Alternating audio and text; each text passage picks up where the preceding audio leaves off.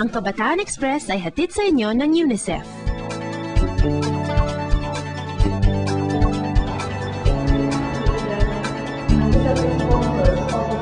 Inuming pang matanda raw ang alak, pero ang paggawa nito bawal din ba sa mga bata? Nakilala ng mga reporters ng Camarines Norte Bureau ang isang kabataang gumagawa ng alak. Hindi ito ordinaryong alak at lalong hindi ordinaryo ang paggawa nito. Hetong kanilang ulat tungkol sa barikulkul.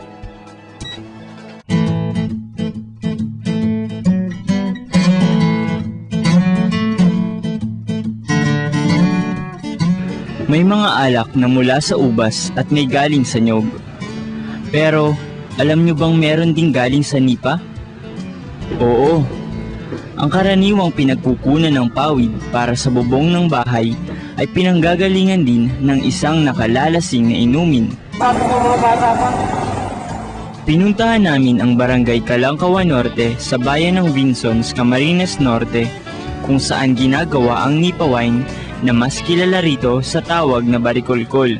Nalaman naming maraming mga pamilya rito na ito ang ikinabubuhay. Kaya't karaniwan ng makakakita ng mga kabataang tumutulong sa kanilang mga magulang sa pagbabarikulkul. Isa na rito si Jerry, 16 na taong gulang. Sabi niya, pinahinto muna siya sa pag-aaral dahil nalulong siya sa video games. Kaya ngayon, ang mga araw niya ay nakalaan sa paggawa ng barikulkul.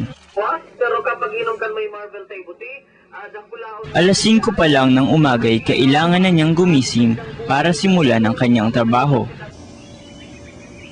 Ito ang tinatawag na ranso, ang munting pagawaan ng barikulkul ng pamilya ni Jerry. Dito itinuro sa akin ni Jerry kung paano ginagawa ang nipa wine. Panguna, nagtitindak or sinisipa yung bunga ng sasa para siya tumulo, magpawis ang katas niya.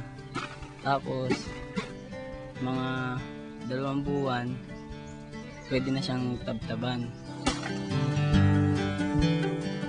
Puputulan na siya, puputulin yung bunga. Tapos lalagyan mo ng trokil, yung bungbong kawayan, pangatlo. Pag hahagusin mo na siya, pupain mo yung laman ng kawayan, yung pawis ng sasa. Ilalagay mo siya sa tapayan, patatagalin ng 7 araw. Tapos pwede mo na siyang lutuin, pakukulit mo na siya, lalabas na yung pawis. Para saan yung tubig? Para hindi siya pumait, para hindi siya sumabog. Mga ilang oras bago makakuha ng isang container? 4 na oras.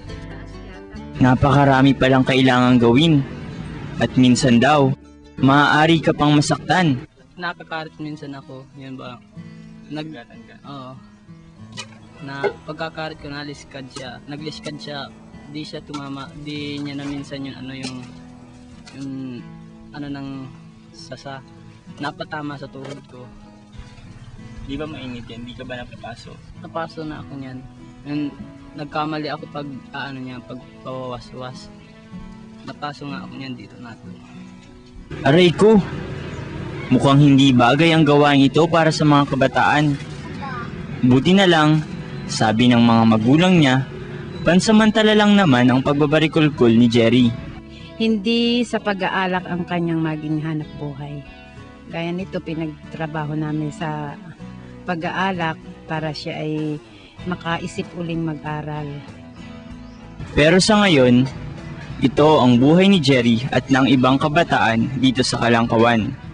Ang paggawa ng isang kakaibang alak na nagbibigay buhay sa kanilang mga pamilya.